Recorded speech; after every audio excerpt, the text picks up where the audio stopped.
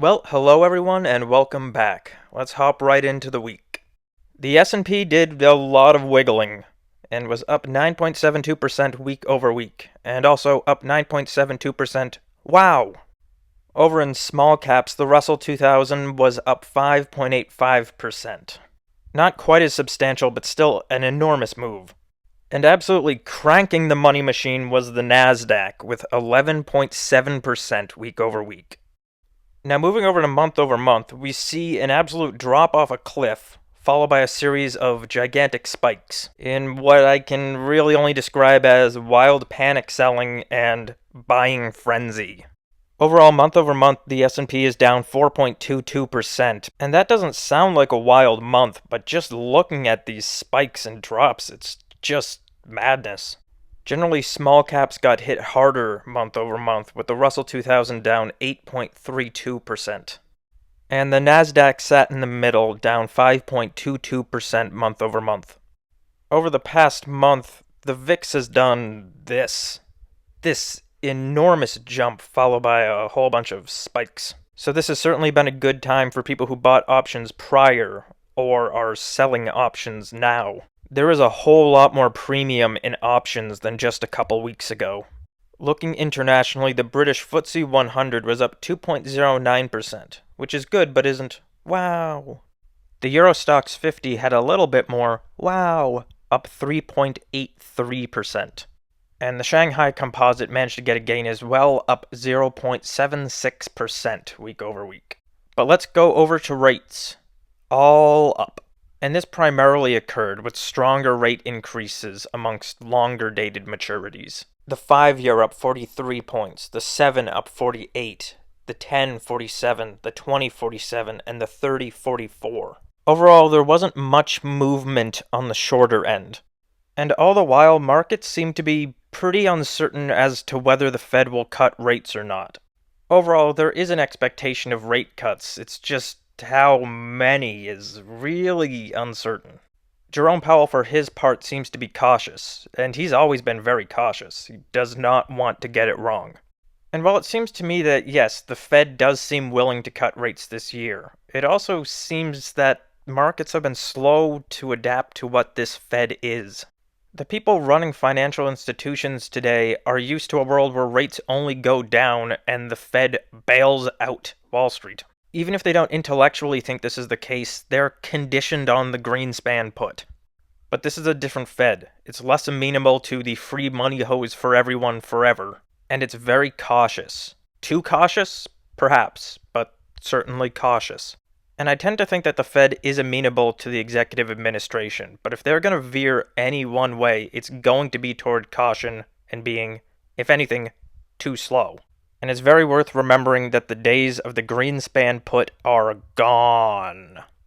But while rates went up, let's look at what happened to the yield curve.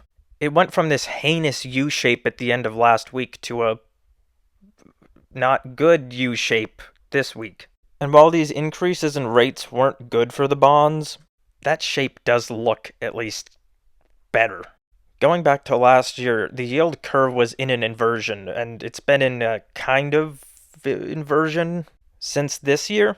And while it seems to me that there's an element of artificiality to that inversion owing to over-issuing short-dated bonds and buying pressure from European banks, the issue remains that this just hasn't been a healthy or useful yield curve to have.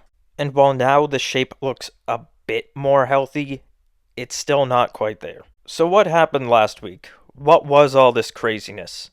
Well, something broke. The trade.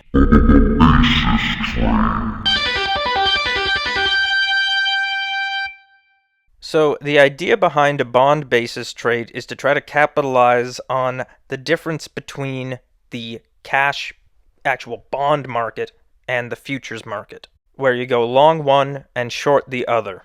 And the idea is that over time, as the futures market and the bond market move to meet each other, then they will converge and you will be able to pocket that differential as profit. Now, we're dealing with really small differentials, so how do you really make any money from this? If you're only dealing with a couple basis points, how is it worth it? Leverage. These trades are levered up to such a degree that it can only be described as absolute insanity. These trades get levered up 10, 20, 50, even sometimes 100x. And that can turn a really small return into a large return, but it can also move against you. So let's just look at some small returns with an absolute value of less than 5%, ranging from -5 to +5. And let's see what happens with different degrees of leverage. We'll use different degrees from unlevered up to 50 times leverage.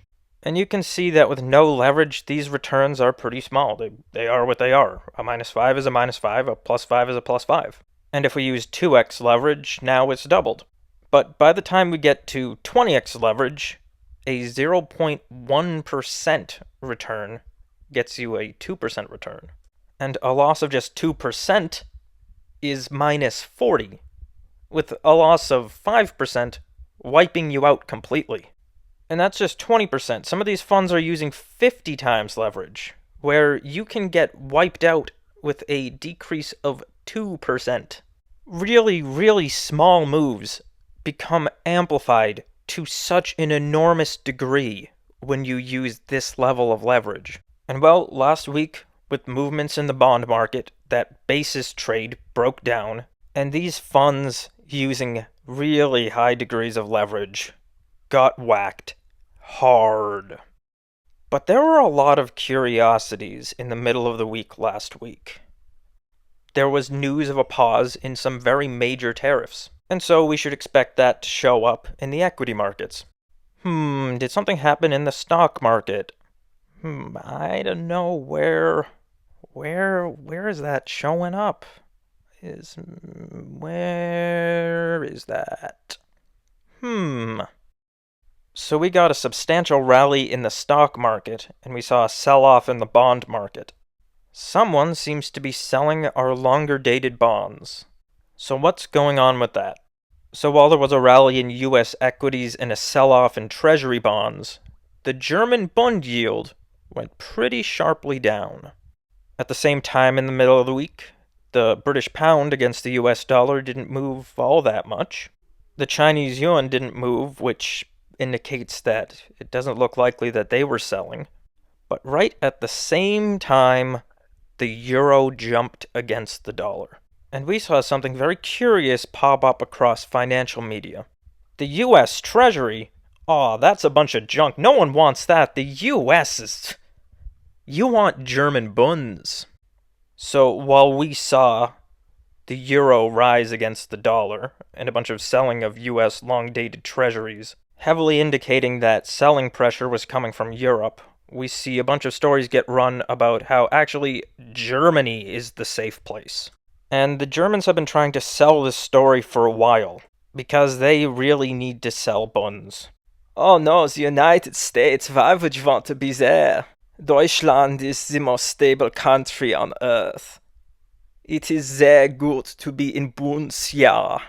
While we get a rise in the euro versus the US dollar of 4.07% month over month, with the bulk of that move happening just in the past couple weeks. So is that really it? Is Europe the safe haven now? Well, I'm sure that this arrangement is going to work for a very long time. And oh yeah, Germany seems to be fantastic with their finances. No, they're not desperate to issue bonds. They really just are the safest place on earth. Very stable country, no tension. I'm sure that it's all just gonna keep going like this, smooth sailing forever. Meanwhile, how about the neighborhood? As I understand it, the EU is an island of tranquility in stormy seas. Well, France looks very stable and doesn't have any history of violence as a country. It's also remarkable for the stability of its governments. So, you know what? No. Germany and the EU in general are not the island of stability. Just give it a sniff.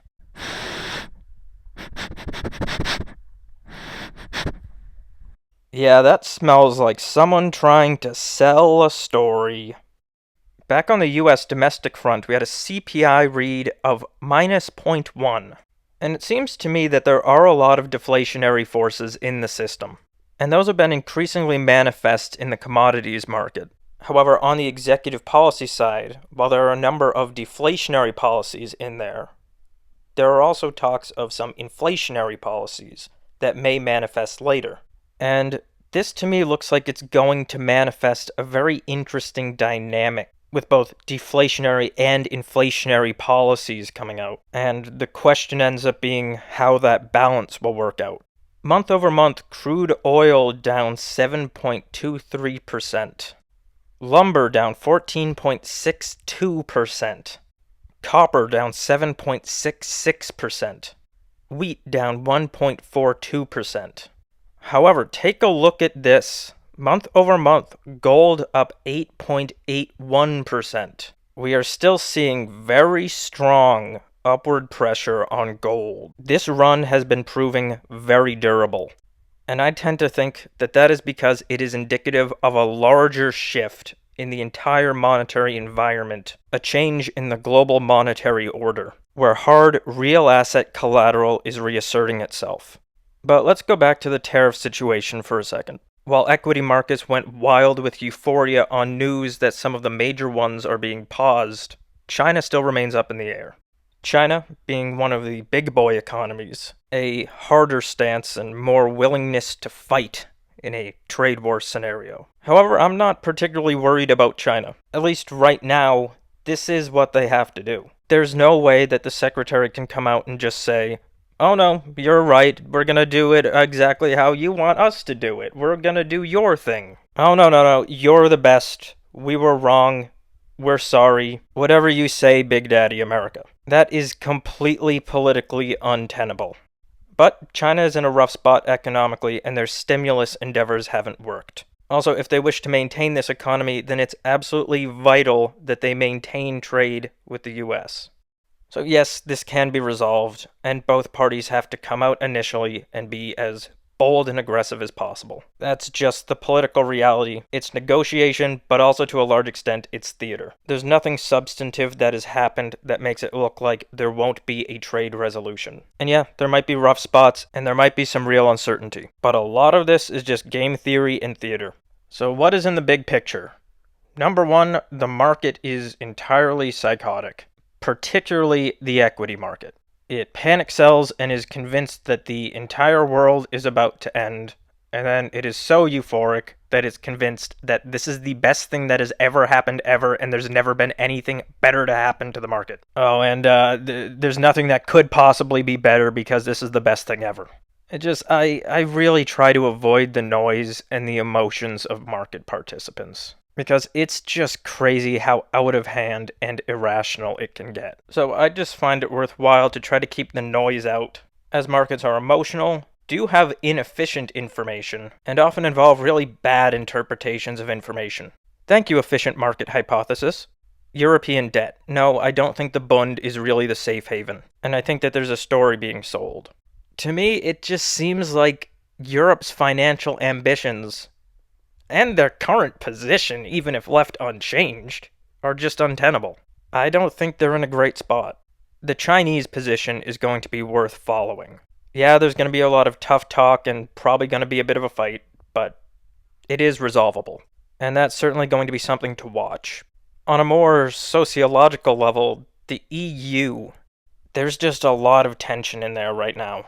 So, particularly when considering any long-term capital allocation to the EU, I just think it's worthwhile considering that instability could break down further, both on the level of the EU holding itself together and the political situation within the individual member countries. It's also worth mentioning that they remain more involved in the Russo-Ukrainian war than the United States is, on some significant dimensions. And as their financial situation continues to develop, it's very worth keeping an eye on this digital euro project. A central bank digital currency in Europe could mean a massive change. And last, inflation versus deflation. That dynamic is up in the air right now. We have deflationary forces and some deflationary policies right now, but also on the horizon can see some inflationary pressures and some inflationary policies. That's a big question mark, as the two are in dynamic tension that's going to have to be watched carefully. Well, that's all for this week. Do like and subscribe if you want to see more of these. I am working on a video about 3 major figures in banking history right now: Cosimo de' Medici, J.P. Morgan, and Nathan Meyer Rothschild. I'm also aiming to have more written and musical works done soon. So, that is all for this week.